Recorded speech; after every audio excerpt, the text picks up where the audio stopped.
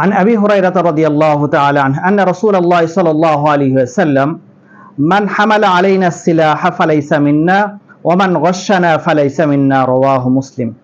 হযরত আবু হুরায়রা রাদিয়াল্লাহু তাআলা আনহু থেকে বর্ণিত রাসূল করিম সাল্লাল্লাহু আলাইহি ওয়াসাল্লাম ইরশাদ করেছেন, যে ব্যক্তি আমাদের বিরুদ্ধে অস্ত্র ধারণ করে সে আমাদের দলভুক্ত নয়, আর যে ব্যক্তি আমাদের সাথে প্রতারণা করে সেও আমাদের দলভুক্ত নয়। এই হাদিসটি হলো প্রতারণা সংক্রান্ত বিষয়। আজকে আমাদের সমাজ ব্যবস্থার মধ্যে প্রতারকের শেষ নাই। আপনি একজন মানুষকে বিশ্বাস করে টাকা দিবেন, দেখবেন আপনার সাথে নেওয়ার পরে সে আপনাকে আর চিনেই না।